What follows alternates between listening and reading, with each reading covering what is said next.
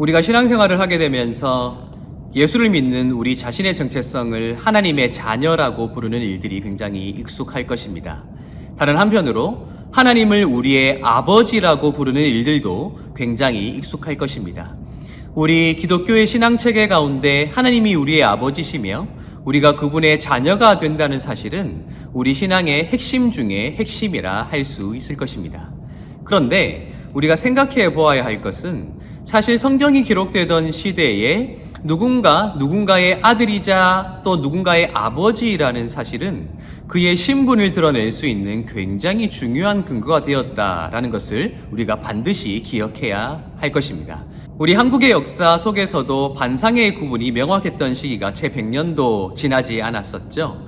그 당시에 누군가 양반의 가문에서 태어나면 그는 자동적으로 양반이 되는 것이고요. 누군가 천민의 가정에서 태어나면 그는 자동적으로 천민의 신분을 가지고 살아갔던 사회, 그것이 반상의 구분이 분명했던 조선시대 사회였다라는 것을 우리는 너무나도 잘 알고 있습니다. 그래서 아직까지도 우리의 농담 속에는 자신이 얼마나 높은 양반 가문 출신인가 하는 것들이 손쉽게 오르내리게 되지요. 그렇게 우리의 역사뿐만 아니라 성경이 기록되던 시대에 누가 어느 가문에서 태어났는가 하는 것은 그의 신분을 결정할 수 있는 굉장히 중요한 토대였습니다. 만약 그가 로마인으로 태어났다, 그러면 그는 자동적으로 로마인으로서의 신분을 가지고 살아가게 되는 것이죠.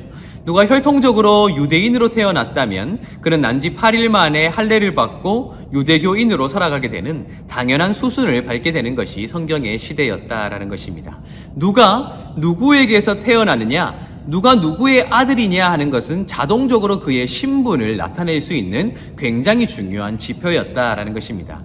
그런 관점에서 우리 기독교 신앙체계에 있어 하나님이 우리의 아버지시며 우리가 그분의 자녀이다라는 것은 우리의 신분을 나타낼 수 있는 성경의 시대에 있어서는 파격 중에 파격이라고 할 수 있었을 것입니다.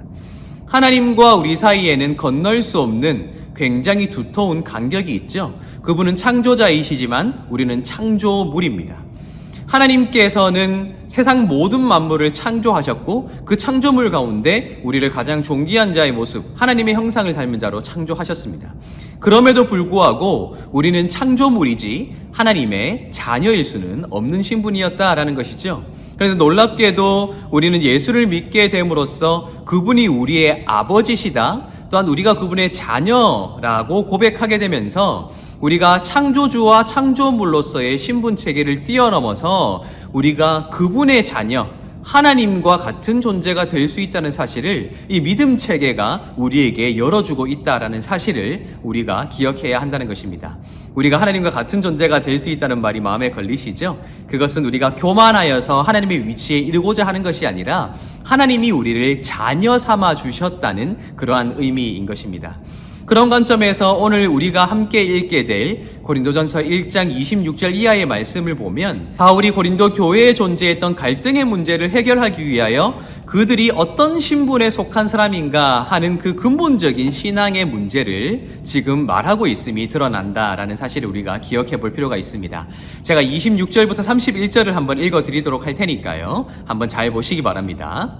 형제들아, 너희를 부르심을 보라. 육체를 따라 지혜로운 자가 많지 아니하며 능한 자가 많지 아니하며 문벌 좋은 자가 많지 아니하도다. 그러나 하나님께서 세상에 미련한 것들을 택하사 지혜 있는 자들을 부끄럽게 하려 하시고 세상에 약한 것들을 택하사 강한 것들을 부끄럽게 하려 하시며 하나님께서 세상에 천한 것들과 멸시받는 것들과 없는 것들을 택하사 있는 것들을 폐하려 하시나니 이는 아무 육체도 하나님 앞에서 자랑하지 못하게 하려 하심이라. 너희는 하나님으로부터 나서 그리스도 예수 안에 있고 예수는 하나님으로부터 나와서 우리에게 지혜와 의로움과 거룩함과 구원함이 되셨으니 기록된 바 자랑하는 자는 주 안에서 자랑하라 함과 같게 하려 함이라. 아멘. 지금 고린도 교인들은 어떤 지도자를 선택할 것인가의 문제를 중심으로 하여서 다양한 문제로 갈등하고 있고 다투고 있었습니다.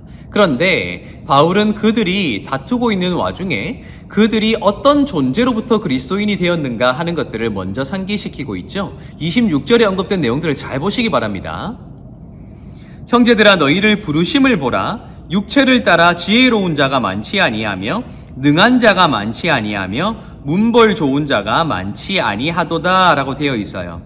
지혜롭거나 능한 자나 문볼 좋은 자가 많지 않은 너희들의 원래의 모습이었지만 하나님께서 너희들을 택하여서 세상에 지혜 있는 것들을 미련하게 하시고 세상에 강한 것들을 폐하려고 하시기 위하여 너희를 부르셨다는 사실이 얼마나 놀라우냐라는 것들을 깨우치고 있다는 거예요.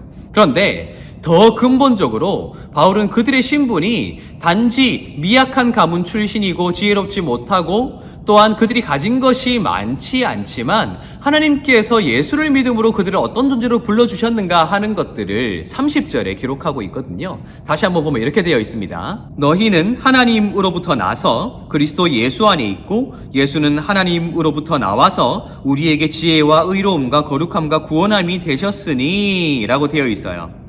너희는 하나님으로부터 났다라고 되어 있어요. 여기서 낳다라는 말은 곧 태어났다라는 말이거든요. 우리가 기억해야 하는 것은 하나님으로부터 난 자, 하나님께서 낳으신 자, 하나님께서 낳으신 자이시기에 창조되지 않은 자라는 신앙 고백은 오직 예수에게만 고백되었던 우리 교회 역사에 있어서 굉장히 중요한 신앙 고백이었습니다. 예수가 하나님의 아들이시자 창조되지 않은 분이라는 그 신앙 고백이 얼마나 중요한 신앙 고백이었는지 안다면 오늘 이 말씀의 고린도 교인들이 하나님께로부터 났다라고 기록한다는 것은 파격 중에 파격이라는 것을 우리가 인식할 수 있게 된다는 것입니다. 곧 그들은 하나님께서 낳으신 자와 같은 신분을 얻게 되었다는 사실을 기록하고 있다라는 것입니다.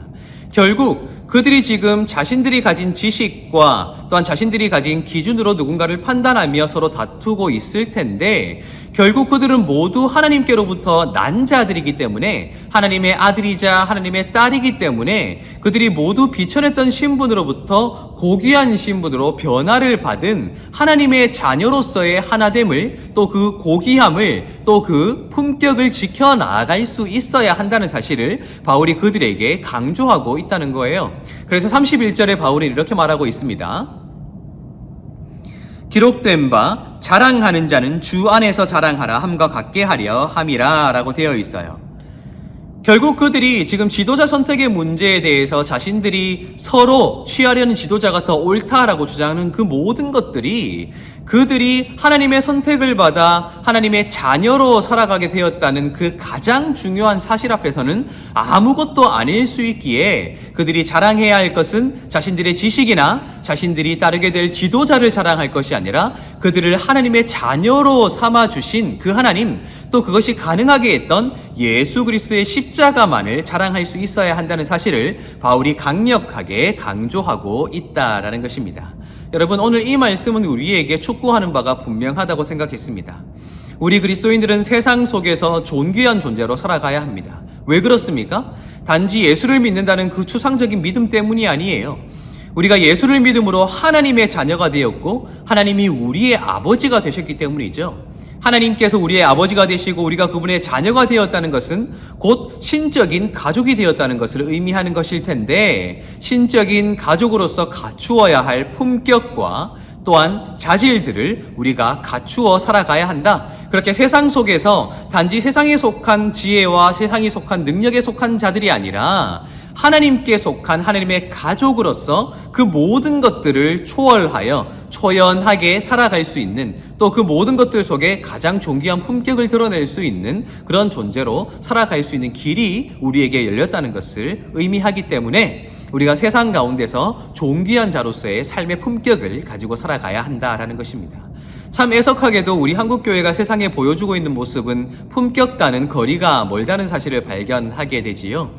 이념에 사로잡혀서 서로 싸우게 되고 또 자신이 생각하기에 옳다고 여겨지는 바들을 주장하게 되면서 누군가에게 상처를 주고 그렇게 세상 사람들에게 못난 모습들을 얼마나 많이 보여왔는가 우리 스스로 너무나도 잘 알고 있다는 것입니다. 그러나 우리는 내가 생각하기에 옳다고 여기는 바, 내가 생각하기에 진리에 가깝다고 생각하는 바를 주장할 사람들이 아니라 오직 우리를 하나님의 자녀로 불러주신 그 예수 그리스도의 십자가만을 자랑하며 그 예수만을 자랑할 수 있는 그런 품격을 갖춘 우리의 삶이 되어야 하지 않겠는가 하는 것을 우리로 돌아보게 하는 말씀이 바로 오늘 이 말씀이다라는 것입니다. 여러분 기억하십시오. 하나님이 우리의 아버지시며 우리가 그분의 자녀라는 사실은 단지 우리의 입술로만 고백되어질 것이 아니라 우리의 삶이 어떻게 존귀하고 아름답게 만들어져 가야 할 것인가 하는 것을 우리에게 도전하고 있는 고백이다라는 것입니다. 하나님으로부터 난 자로서 고린도 교인들을 규정해내므로 그들이 다투고 있는 그 모든 것들이 아무것도 아니며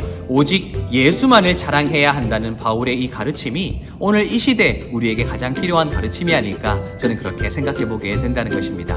오늘도 하나님의 자녀로서 가장 존귀한 삶을 살아가시고 그렇게 하나님께 영광 돌리시는 여러분들 되시기를 예수님의 이름으로 축복합니다.